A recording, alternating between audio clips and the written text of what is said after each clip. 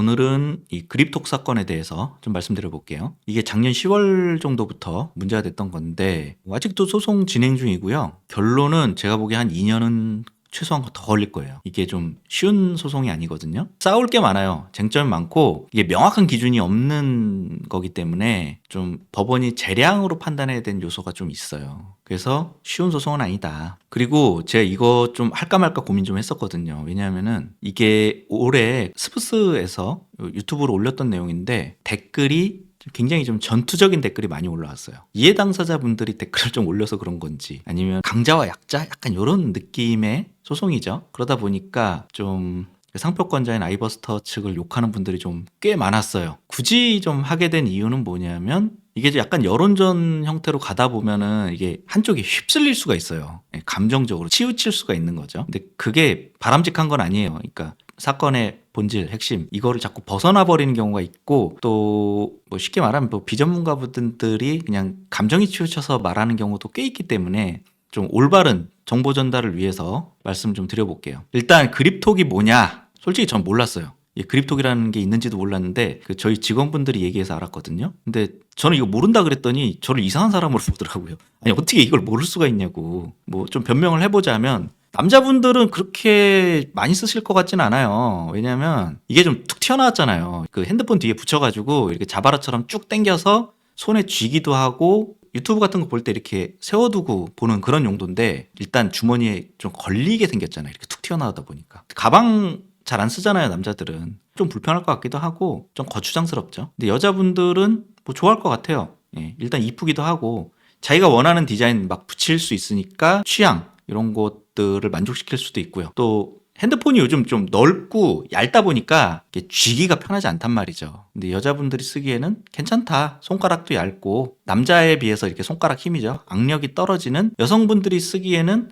그런 뭐 괜찮은 제품이죠. 그래서 여자분들한테 인기가 좀 많은 것 같고요. 어쨌든 저는 몰랐어요. 근데 이게 뭐 너도 나도 그립톡이라고 이걸 부르더라고요. 그래서 조사를 해봤는데 그럼 이 제품이 도대체 뭐가 문제인 거냐? 이게 그 아이버스터라는 곳이 그립톡의 상표권을 갖고 있는 곳이에요. 한중일, 미국 이런 데 다 갖고 있고요. 문제는 이게 제품의 명칭, 그러니까 상표로 인정하는 게 아니고 저런 제품 자체를 그냥 너도 나도 그립톡으로 부르고 있는 상황이다라는 거죠. 일방의 주장에 의하면은. 근데 이 상황에서 아이버스터가 1000개에 달하는 업체에게 내용 증명하고 합의금을 요구를 했대요. 그리고 매출이 빵원인 기업에게도 수백만 원을 달라. 이렇게 했다는 거죠. 근데 이제 업체들 입장은 그거예요. 아니 내가 이걸로 돈을 한 푼도 못 벌었는데 돈 달라고 하는 게 맞아? 이거죠. 그러면 아이버스터 입장이 잘못된 거냐? 사실 그건 아니에요. 왜냐하면 이게 블로그 마케팅이나 뭐 키워드 마케팅 해보신 분들은 알겠지만 마케팅을 하기 위해서는 단어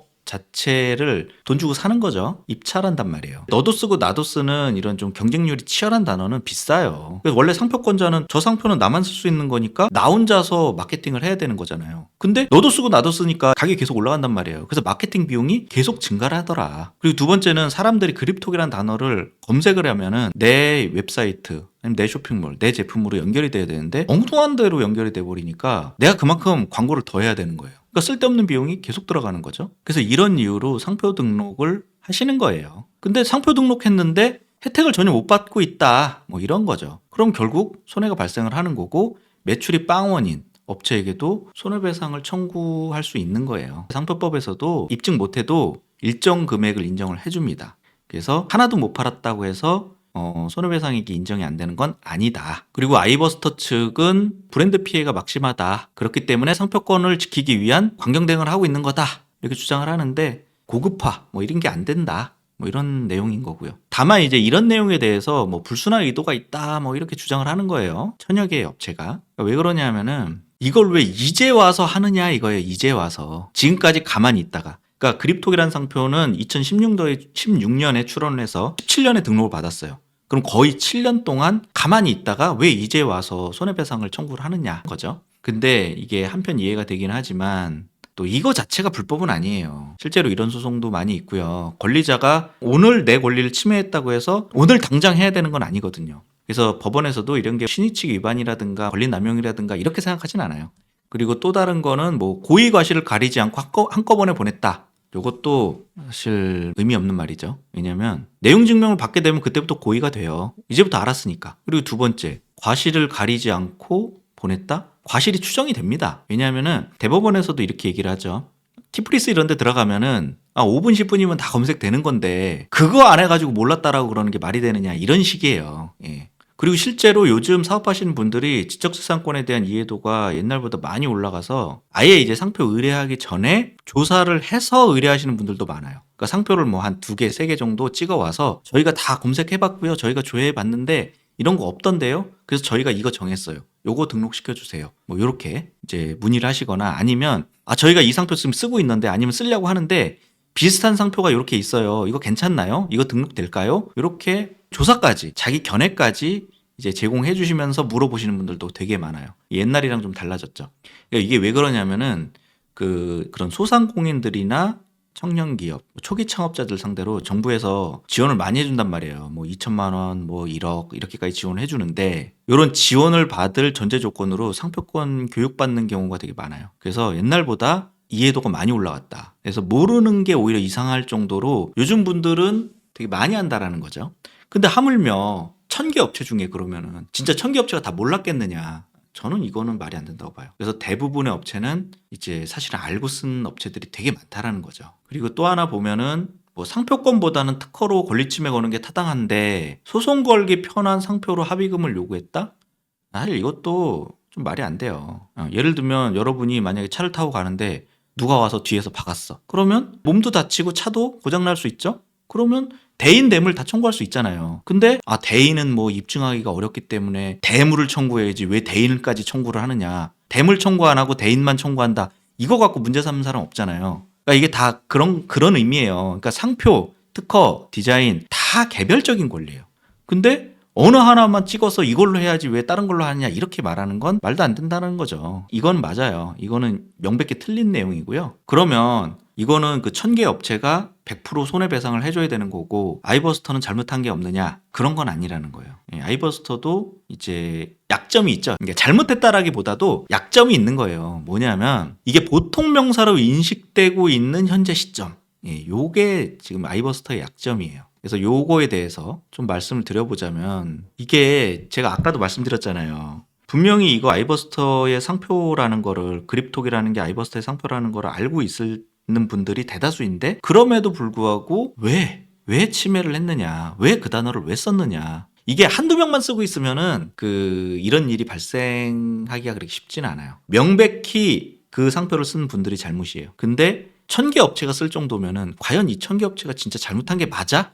라는 생각이 드는 거죠. 도대체 왜 치매인 걸 알면서도 썼을까? 그런 생각을 해봐야 된다라는 거예요. 그래서 그 이유를 한번 제가 생각을 해보면 이거랑 연결이 된다는 거죠. 이 깨진 유리창 이론. 그렇죠? 이게 뭐냐면 깨진 유리창 하나를 방치해두면 그 지점을 중심으로 범죄가 확산된다. 이런 거예요. 무질서를 방치하면 전체적으로 그 무질서가 증가한다라는 거죠. 우리 이런 예가 생각보다 되게 많아요. 주변에 강남이나 여의도 같은 잘 정비된 그런 대도시 뭐 옆건물이 뭐 재건축을 한다거나 아니면 뭐 그런 거 있죠. 뭐 유치권 행사하면서 띠둘러가지고 사람 아무도 못 들어가게 막아버리고. 근데 이런 경우에 거기가 완전 쓰레기장이 돼버린 경우가 많아요. 그러니까 되게 멀쩡하신 분들, 그러니까 다 주변에 있는 큰 막 대기업에서 뭐 양복 입고 넥타이 매고 막 이런 분들도 점심 먹고 나서 옆에 커피 한 잔 들고 그 방치된 건물 가서 담배 피고 담배꽁초 버리고 음료수 먹던 거 그냥 놓고 나오고 이런 경우 되게 많죠. 그래서 완전 거기가 쓰레기장이 돼버려요. 그리고 막 주택가 이런 데도 뭐 쓰레기 무단 투기 하지 마세요 막 이런 거 붙여놓잖아요. 한 명이 버리기 시작하면 계속 버리니까 아예 못 버리게 그런 걸 좀 붙여놓는단 말이에요. 막 CCTV 막 이런 거 뭐 소변 금지 막 이런 거 붙여놓는 이유가 사실은 이런 이유인 거죠. 그래서 한 명이 불법 행위를 하기 시작하면은 다른 사람들도 해도 되나 보다 하면서 그냥 막 하는 거예요. 이게 사람 심리라는 거죠. 왜냐하면 그게 편하니까. 내가 편한데 불법 행위일 것 같아. 그런데 남들도 다 하고 있네? 그러면 은근슬쩍 나도 해도 되나 보다. 그런 생각이 든다라는 거죠. 그래서 예전에 뉴욕에서도 뭐 이런 일이 있었다고 합니다. 뉴욕 지하철은 절대 타지 말라는 그런 말이 공공연히 돌았고 경찰이 지하철 순찰을 돌 정도로 치안이 이제 막장이었대요. 지하철이 1량부터 10량까지 이제 10개가 이렇게 막 연결이 돼 있으면 경찰이 막 2인 1조로 막 1량부터 10량까지 이제 왔다 갔다 했다라는 거죠. 그러면 경찰 넘어가면 경찰 사라지면 총 들고 지갑 뺏어가고 뭐 이런 정도로 치안이 막장이었다라는 건데, 이때 이 깨진 유리창 이론을 이용을 해서 원래대로라면 범죄부터 단속을 해야 되지 않냐, 강경하게 나가자라고 생각할 수 있지만 그게 아니고 이런 그래비티, 낙서부터 지우자 이런 거예요. 환경 정화부터 좀 하자. 환경을 깨끗하게 하면 범죄가 줄어들 것이다. 이런 제안을 했다라는 거죠. 그래서 이 그래비티가 뭐냐, 이런 거 홍대 가면 이런 거 많이 있잖아요. 밤에 나타나서 막 락하나 이런 거 갖고 와가지고 막 뿌려가지고 그림 그리고 도망가고, 전봇대에다가 이제 오줌 넣고 가는 그런 강아지들처럼 영역 표시하는 거예요. 그러니까 이런 것들이 많아지다 보니까 사람들이 무질서해지고 저런 범죄? 그럼 나도 해도 되는 거 아니야? 하면서 전체적으로 치안이 안 좋아지더라. 뭐 이런 거죠. 그래서 철저하게 청소부터 하자. 환경 단속부터 하자. 범죄자들 때려잡는다고 문제가 아니고 일단 환경부터 단속을 하자라는 거죠. 그랬더니 이제 흉악 범죄율이 이제 완만하게 개선이 되었고 이제 중범죄 사건이 많이 줄어들었다. 뭐 이런 거죠. 근데 이제 반론도 있다고 하죠. 이게 사회과학이기 때문에 뭐 자연과학처럼 절대적인 원리나 뭐 이론이 있는 건 아니죠. 증명이 되는 건 아니잖아요. 수학처럼. 그리고 이제 악용이 될 수도 있대요. 뭐 통제 만능주의를 지향한다는 이유로 독재 정권 강화, 정당성 뭐 이런 뭐 내용도 있다고는 하죠. 그리고 펭귄 효과, 뭐 좋은 의미로는 펭귄 효과라고 합니다. 사냥하러 물에 무리지어 뛰어드는데 포식자가 무서워서 머뭇거린다. 막 바다사자 이런 애들, 범고래 이런 애들이 좀 무서워서 머뭇거리는데, 첫 번째로 뛰어드는 펭귄은 공격을 먼저 당하기 때문에 용기 있는 펭귄이 먼저 뛰어들고 다른 펭귄은 무리지어서 이거죠. 근데 이게 그렇게 아름다운 개념은 아니래요. 그러니까 뒤에 약한 펭귄을 밀어서 억지로 뛰어든 거지 용감해서 뛰어든 건 아니다. 그리고 펭귄이 여럿일 때는 동시에 같이 뛰어들기도 하는데 이때 중간에 페이크를 또 하기도 한대요. 중간에 멈춰서 뛰어드는 것처럼 하다가 이제 신발끈 묶는 뭐 그런 상황인 거죠. 펭귄들도 머리가 좋네요. 페이크도 쓸 줄 알고.